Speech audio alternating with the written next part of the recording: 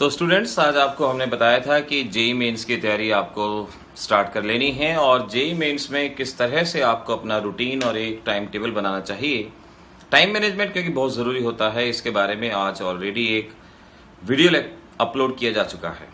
आइए अब बात करते हैं कि किस तरह से आपने डे वाइज किन किन टॉपिक को पढ़ना है और कैसे शुरुआत करनी है।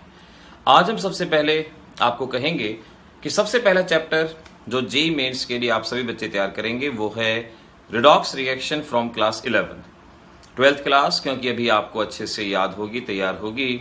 तो बारी है क्लास 11th के उस चैप्टर से जिसकी ज़रूरत आगे बहुत सारे कैलकुलेशन में चैप्टर में आपको पढ़ने वाली है। आपको रिडॉक्स रिएक्शन के अंदर सबसे पहले जानना है एवरेज ऑक्सीडेशन नंबर को किस तरह से फाइंड आउट किया जाएगा। उसके अलावा आपने ये करना है कि एब्सोल्यूट ऑक्सीडेशन नंबर को किस तरह से फाइंड आउट किया जाएगा। कोवेलेंट बॉन्ड के लिए किस तरह से आप ऑक्सीडेशन नंबर निकाल सकते हैं, उनमें क्या क्या एक्सेप्शन है हर बुक के अंदर जिसमें से भी आप तैयारी करेंगे, ये सारी चीजें आपको वहां पर दी गई होंगी और हम भी आपको डिफरेंट वीडियोस के अंदर ये बात डेली अपडेट करने वाले हैं। कोऑर्डिनेट बॉन्ड के लिए किस तरह से आप ऑक्सीडेशन नंबर निकालेंगे, उसका कंट्रीब्यूशन -2 है, +2 है, कहाँ 0 है, एटसेट्रा। इन सब बातों को बहुत डीपली आपने जानना है। तो रिडॉक्स रिएक्शन में सबसे पहला काम आपको यही करना होगा कि आप ऑक्सीडेशन नंबर को अच्छे से फाइंड आउट करना सीखें, क्योंकि इसकी ज़रूरत कोऑर्डिनेशन कंपाउंड में भी पड़ेगी, न्यूमेरिकल्स में पड़ेगी, कैलकुलेशन में पड़ेगी।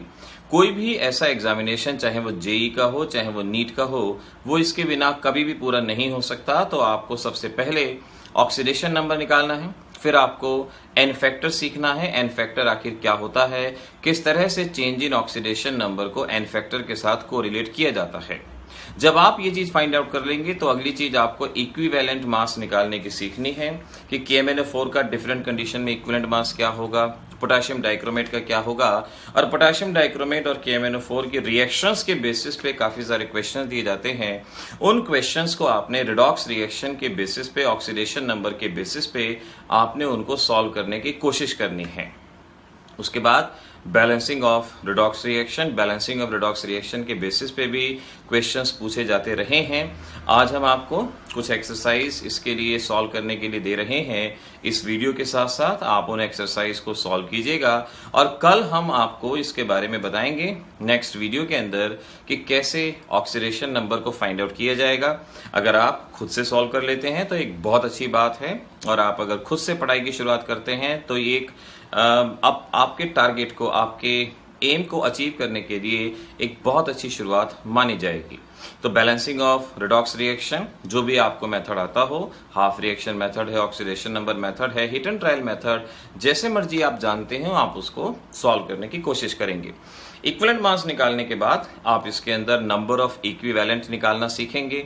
नंबर ऑफ इक्विवेलेंट आपको बहुत अच्छे से आने चाहिए, क्योंकि हर केमिकल रिएक्शन का बेस होता है number of chemical equivalent. Law of chemical equivalence यही कहता है कि जितने भी रिएक्टेंट होते हैं उनके इक्वल नंबर ऑफ इक्विवेलेंट्स आपस में रिएक्ट करते हैं और same number of equivalents of product आपको मिलते हैं। तो यहाँ पर दिक्कत यही आती है कि बहुत सारे अलग अलग फार्मूलेज डिफरेंट बुक के अंदर दिए जाते हैं। आप अपने इन आने वाले क्वेश्चंस के थ्रू सॉल्व करके देखिएगा क्या आपके कंसेप्ट यहाँ स्ट्रांग है या नहीं है। अदरवाइज हम तो हैं ही, नेक्स्ट वीडियो के अंदर डेफिनेटली आपको इसके बारे में अपडेट किया जाएगा। तो आज के लिए मैंने आपको वर्क दिया है, आप रिडॉक्स रिएक्शन के चैप्टर को सॉल्व करेंगे। उसमें equivalents, number of equivalents, equivalent mass और उसके बेसिस पे आने वाली प्रॉब्लम्स को सॉल्व करेंगे। हमारे बताए गए कार्य के अनुसार अगर आपने काम करना शुरू कर दिया तो जेई मेंस की तैयारी डेफिनेटली बहुत बहुत बेटर वे में आपकी होती जाएगी। लेकिन एक बात साथ में ध्यान रखिएगा, क्लास 12th की केमिस्ट्री वो अभी आपका पेपर हुआ है, तो उसकी तैयारी को आपने साथ के साथ मेंटेन करना है। उसमें लापरवाही आपने नहीं बरतनी, वो साथ के साथ तैयारी आपकी होनी चाहिए। तो आप इस वीडियो के बाद अब आपके सामने जो प्रॉब्लम दी जा रही हैं उन्हें बहुत अच्छे से स्क्रीनशॉट लीजिए और एक एक प्रॉब्लम को सॉल्व करने की कोशिश कीजिए। कल हम आपको उसके आंसर्स भी देंगे जिससे आप उनको टैली कर पाएंगे और आपको उनके बारे में बताया जाएगा कि इस तरह के क्वेश्चन कैसे सॉल्व करने हैं। तो शुरू हो जाइए अपने जेई और नीट एग्जामिनेशन की तैयारी की। बोर्ड एग्जामिनेशन ऑलमोस्ट फिनिश हैं, थोड़े बहुत ही एक आध पेपर बचा है, बायोलॉजी का पेपर बचा है, कंप्यूटर्स का, पीएचई का, तो वो तैयारी भी साथ साथ होती रहेगी। और अब आप स्टार्ट हो जाइए और सॉल्व कीजिए ये रिडॉक्स रिएक्शन के बेस पे प्रेजेंट एक्सरसाइज को।